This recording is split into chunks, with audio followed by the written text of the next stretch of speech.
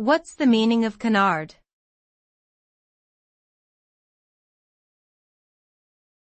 Canard.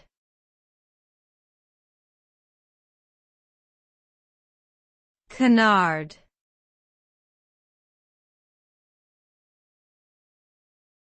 Canard.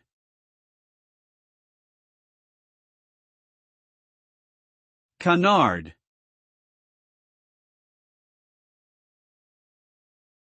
A canard is a false or misleading story, rumor, or hoax. It can also refer to a type of aircraft wing that is designed with a large horizontal airfoil in front of a smaller one at the back, resembling the shape of a duck's wing. The word canard originally comes from the French term for duck, which refers to the wing shape. In popular use, canard typically refers to a politically motivated falsehood or deception spread through print or online media, often for the purpose of discrediting or undermining someone or something.